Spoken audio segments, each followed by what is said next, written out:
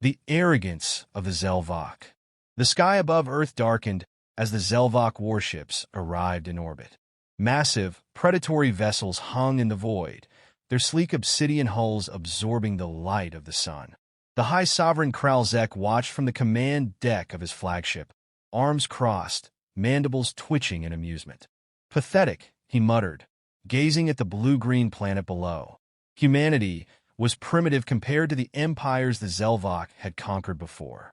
Their ships were crude, their armies undisciplined, their leaders desperate for peace. The outcome was inevitable. The demand for surrender was transmitted to every major government. A grand, ominous hologram of Kralzek, draped in his imperial regalia, appeared over the world's largest cities. His deep, guttural voice echoed across the airwaves. Humans of Earth, your time has come. I am High Sovereign Kralzek of the Zelvok Empire. Your planet now belongs to us. Submit to my rule, and your species will survive as servants. Resist, and you will be eradicated. There was no response. Kralzek's mandibles clicked in irritation.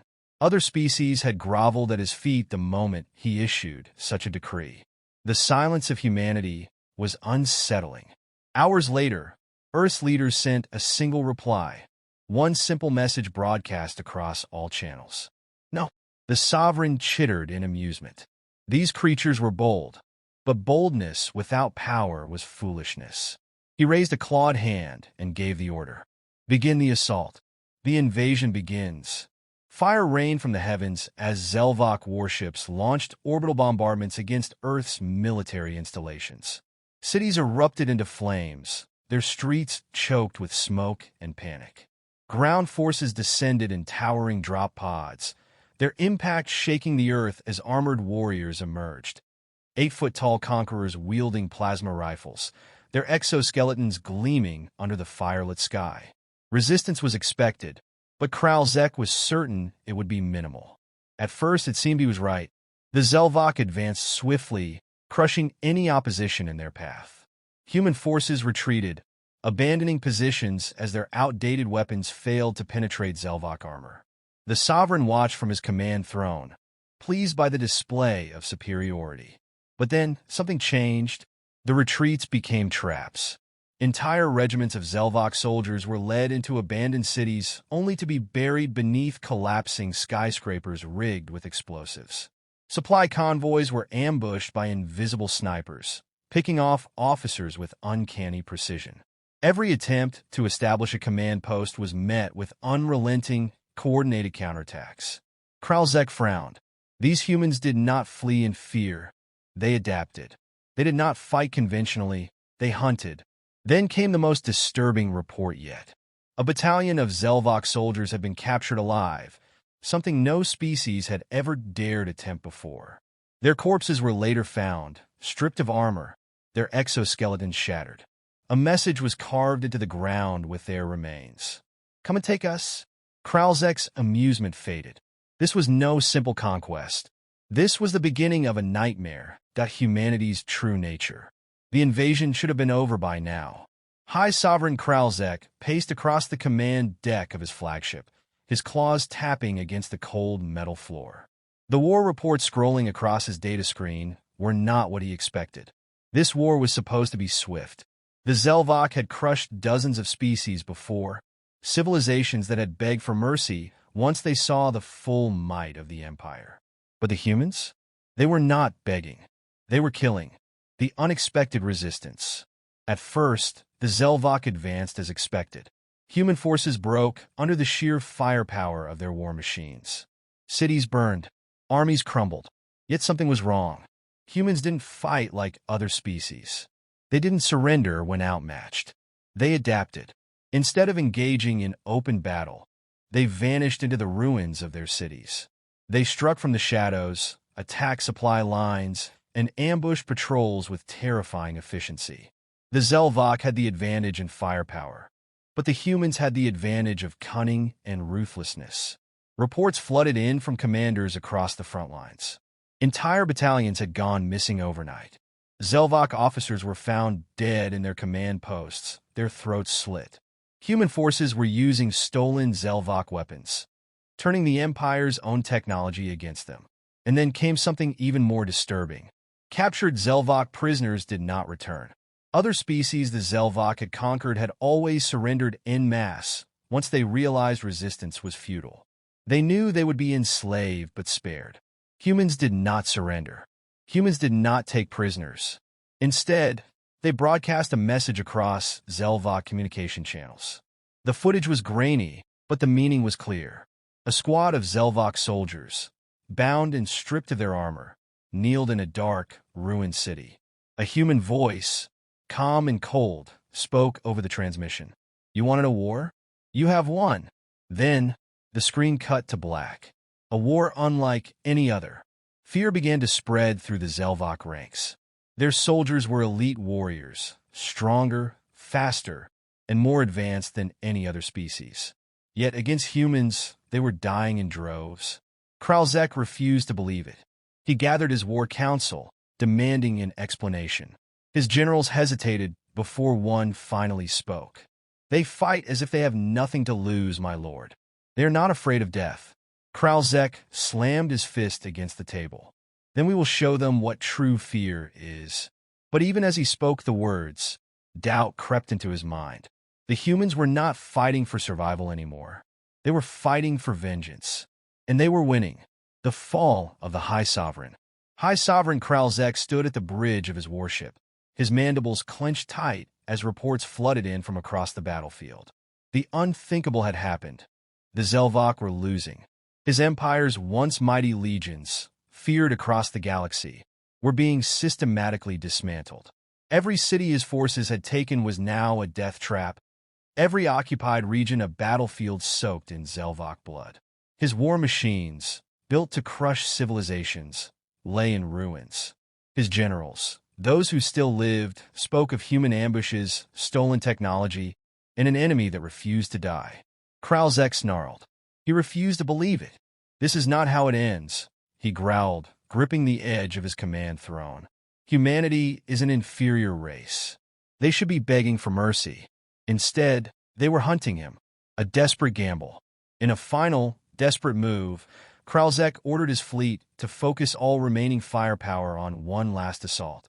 A direct strike on Earth's capital. If he could break their leadership, perhaps the war could still be salvaged. He personally led the assault, his warship at the front of the formation. Zelvok warriors filled drop pods, their orders clear. Burn the city, execute any survivors, and take the human leaders captive. As the fleet descended, Kralzek felt a moment of grim satisfaction. The sky was ablaze, human defenses buckling under the overwhelming firepower of the Zelvok's final offensive. Then, without warning, the sky itself turned against them. The first explosion rocked Kralzek's flagship, sending him sprawling. Warning sirens blared as human ships, once thought weak and outdated, emerged from hidden positions. They were fast, heavily modified, and armed with something horrifying, Zelvok technology. The humans had reverse-engineered captured Zelvok weapons and turned them against their creators. Lasers sliced through hulls. EMP blasts rendered Zelvok targeting systems useless. Human AI-controlled drones tore into the fleet with ruthless efficiency. Kralzek's flagship was hit, its shields collapsing. Fire spread through the corridors, the crew screaming as a missile tore through the hull.